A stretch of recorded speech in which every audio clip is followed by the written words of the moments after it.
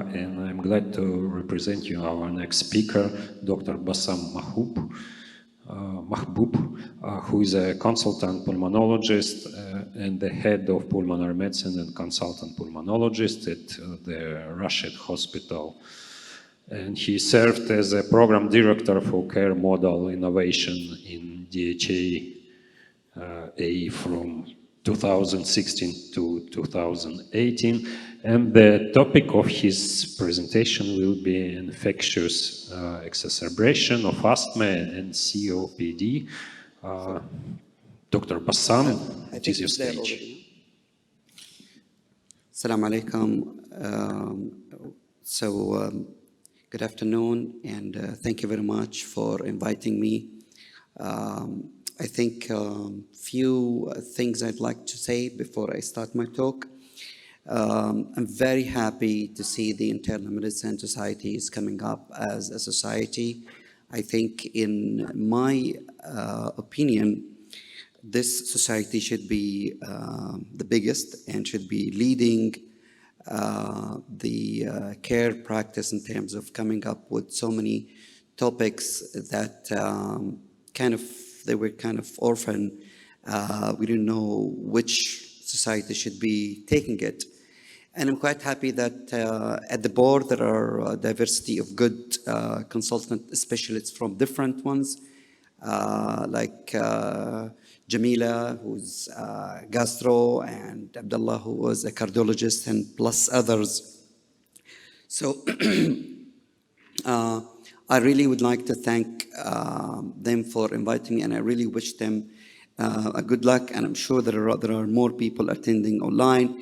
And as we go back to the normal life, I think more and more will be joining on the physical meetings. So without further ado, I will talk about the COPD and the COPD exacerbation, because this is a kind of respiratory, although we started with the PE, which is, it depends on where you practice. It could be seen by internal medicine, hematologists, pulmonologists, or cardiologists. And then we've talked about the pulmonary hypertension, which is again something that we as a pulmonologist say, but many cardio or cardiologists are seeing it. So I don't need to tell you a lot about how COPD is a big problem. It says usually around 1/4 of your smokers in the body, in the country or in the place that you say, they will develop COPD. So in 2 or 3 articles that we've published over the last 10 years or so, we come up to the same kind of numbers, that the prevalence of our smokers in the country is around 22 to 25%. Now, this is given the fact that these people are telling the truth in a way that many people are smoking the water pipe, but they will not tell you, I'm a smoker. So in many of these surveys, when we do the survey, we don't get the actual number. And now we have the vape, and now we have the electronic cigarettes, which comes into different way of people smoking. People can cheat while they are on the plane. They can still smoke that. In one study that I'm not mentioning here, but we've compared which one of the modes of smoking gives you the worst thing. So we compared the cigarettes, the normal cigarettes, to the midwakh, which is a kind of a concentrated pipe tobacco that it's indigenous to this area, then to the water pipe, and then to the e-cigarettes. So the number one in terms of smoking addiction will be what? Our local midwakh. It gives you 30%, it gives you 30 times more nicotine, and the addiction are way much faster than smoking red Marlboro or something like that. Then in terms of people who will get more carcinogens. So carcinogens are highest among cigarettes, followed by shisha and followed by others. Then comes the carbon monoxide, which increases your heart rate, increases your blood pressure, and some of the studies are also increasing your lipid profile. And that, the winner here was the shisha. Then comes the e-cigarettes and all these things that has a lot of these chemicals that we don't know how they affect the lung and whether they will develop COPD later or not. But we know that youngsters, especially in the universities, they get lung fibrosis and they get alveolar proteinosis, which means these little chemicals that they put in the sticks and in the USB and in the vape, they come and they tear the little proteins in the lung. And if you look at the x-rays, it'll be all white. So with this introduction, I would like to say that 1/4 of those people will be like the case that I'm presenting now. So 65-year-old man seen in the clinic, he's an ex-smoker of 40 years smoking.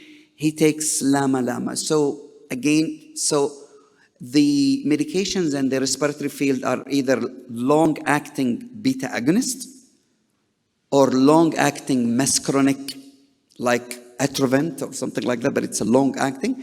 And we have the inhaled steroid, which is ICS. So this person was on LAMA maintenance.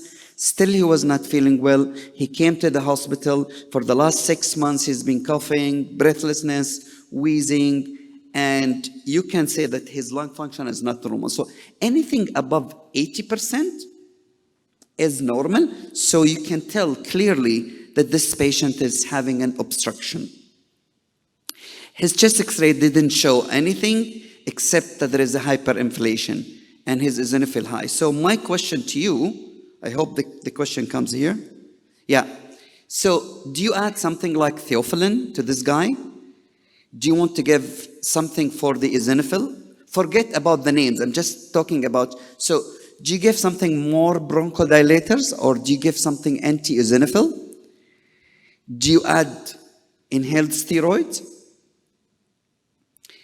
Do you refer this patient to a surgeon because his problem is mainly emphysema and there is a dead part of the lung that is not working? Which one would you choose?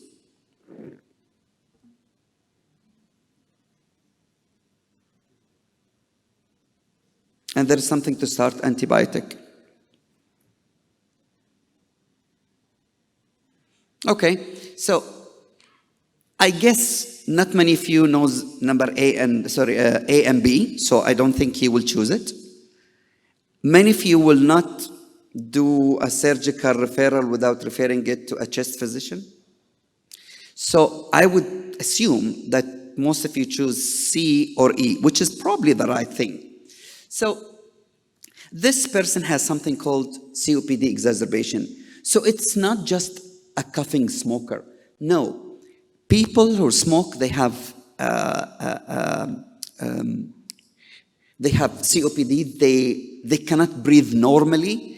And I always give this example to everybody. If you want to know how a COPD feels, take a deep breath, hold it, take another one, hold it, take a third one, hold it, and then after sometimes you cannot do this. And this is called airway obstruction. This is called breathing at a higher level. They cannot. And when they do exercise, it gets worse. So every time they get a common cold, and it comes to this, or they get COVID, this is a viral infection or an infectious exacerbation of their COPD. Their lung function gets worse, and their immunity even gets worse. Next winter, they get another infection, it gets worse, and the lung function, it was 50, it will go down to 40, and they succumb to the respiratory failure. So what is it that we call it exacerbation? So if you have a smoker that comes to you, you cough every day? Yes. But this time I cough more. Or I cough this time, but the color of my sputum is worse. Or it's always green, but today I feel I cannot breathe. I feel there's a chest pain with it. So anything or any change from the from the baseline, it is exacerbation. And again, not to get you into the details of this, and you don't have to understand everything, but let me tell you that we divide people with a COPD into people with a normal lung function or a bad lung function. And it depends, mild, moderate, severe. So this is easy. But also, we talk about whether you've been having a lot of exacerbation. So you will have these people coming to the clinic always asking for an antibiotics. You always have to give them prednisolone. You always have to put them in the clinic to take nebulizers, meanwhile you're taking. So this is called the frequent exacerbators. And these people, they die faster. So because of this, we even put the exacerbation to mild, moderate, severe. It's just a mild cough. You can take an antibiotic and go. Probably, no, you have a shortness of breath. I will keep you only for 2 days and then I can see this. So this is moderate. Oh no, you're very bad and this patient needs a BiPAP or non-invasive, or maybe they will go to ICU. It's clear that it's severe. Now you also have to understand what nicotine does and what the tar especially does. Whenever you have infection, you need your neutrophil to go and walk in a certain path to reach that thing. And you need the macrophage to be able to engulf this. Smokers, they don't have this. You will find always they say, I got a cold, it went down to my chest. This is exactly what happens because they have enough neutrophils, but they don't walk the right walking. One, they have macrophage, but the macrophage cannot put everything inside. So they have innate immunity problem. With this, also there are barriers like hemoglobin A, IgA, and the mucous membrane is easy to break. So they have an innate issue problems. For this reason, they will overgrowth these microbes. And whenever there is a cold or viral infection, they will immediately start with a viral infection and they will immediately, how shall I say, they will stimulate these bacteria to come and to be the active one. So that's why antibiotic always works with COPD, because they do this. And depending on where you live, and depending if your GPs or generalists are giving Azithromax to everybody or not, and we have the infectious disease consultants here, it was a big issue here that anybody can go and take an antibiotics, because these people, they will give you community-acquired Pseudomonas, which should not come. But we see it here because of the overuse of the antibiotics. So maybe if you give them any antibiotic, it will work, but sometimes it doesn't work because they've been already to many other doctors who gave them many other antibiotics. So you might be dealing with Pseudomonas, although not that common, but we are seeing it. Now, most of it comes in the winter, but during the COVID, we've seen a lot of COPD exacerbation because of COVID, because COVID was all over the year. Again, COPD, not only during the winter, but if they take a shower in the summer and it's hot and they go to the AC, they can easily also get the same kind of infections. So you have somebody who has an overgrowth of thing, bad immunity, and then they get this. So this is, just to wrap it up, this is the main viruses, and we should add COVID into this now. Okay? And this is the comorbidity. So we've just talked about pulmonary embolism. One of the exacerbations that people with COPD, they get infections, they don't move, they get PE. And then they die if you don't pick this up. And over a long time, they will get also pulmonary artery hypertension because there is a lot of hypoxemia into it. And most of these people, they have diabetes. Most of these people, they have hypertension. Most of these people, they have a cardiac problem. So whenever it's a COPD exacerbation, we call it now lung attack because they have a lot of things. So whenever you see this, it's a bag full of comorbidities and you have to deal with it. Is this moving? Okay, so in the next 5 minutes, and I'm not gonna bore you a lot with so many details, people tried to see what are the blood markers for this. So people looked at IL-1, IL-8, sputum chemotaxins, peripheral blood things, and other things. And then these are really are for research purposes. You want to know the CRP. You want to know the procalcitonin, because procalcitonin will tell you whether you're going into pneumonias or not. And because of COVID now, we can measure IL-6. If you want, you can do it, and if you have that.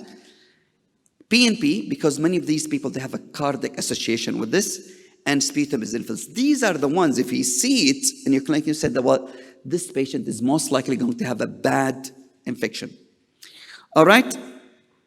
So, some of the other things that we do, again, you don't need to understand everything about it, but sometimes we do exhaled nitric oxide, because nitric oxide goes with more inflammation.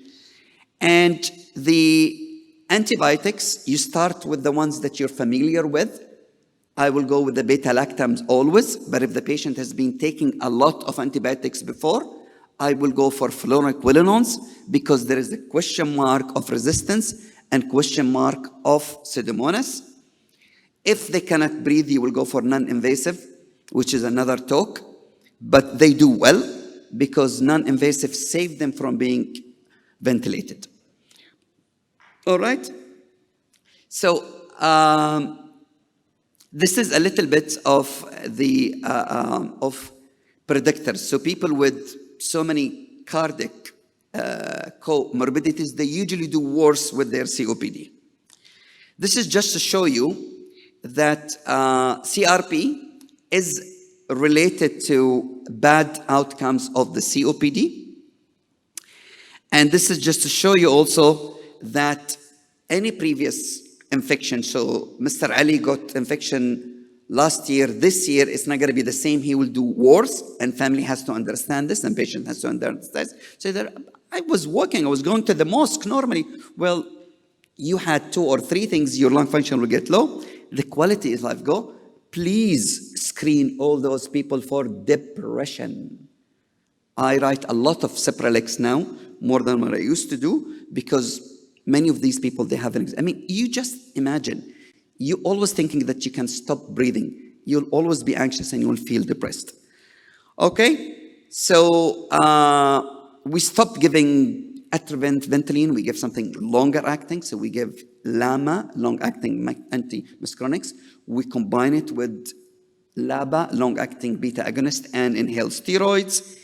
And this is again to tell you the prognostic factors. So also when you do the lung function, the lower the lung function, the most likely the poor prognosis they will have. There is a crosstalk, which one works well? Well, it's probably both. It's your immune status and how much of a burden of the infection that you got. There is also a question about the microbiota, and somebody talked about microbiota this morning. Start with the non-pharmacological. This is the time where people all have to take flu vaccines, and we have Ahmed Al-Hamadi here and Umar, they will tell you you can take flu vaccine and you can take COVID vaccine. It's not a big deal, but not on the same day, Ahmed, صح? Okay, this is what do we do? So we ended up giving them an antibiotics. If we give them something like theophylline, but it's more selective, it's called riflamolast, all right? And the most important part is to make sure that they stop smoking, they walk, and they take the triple inhaler. These are some of the references, and I don't want to be more late for this. Thank you very much. We will keep the discussion after Fabrizio's talk. So thank you very much. And the next speaker will be Fabrizio. He's a friend of mine. He's from Milan. He's an internist with a pulmonary specialist. And he is with the group of interstitial lung disease in our Emirates Thoracic Society. He'll be talking to you about rather depressing disease, but maybe you'll have some hopes on that. It's called interstitial lung disease. So thank you very much. Fabrizio.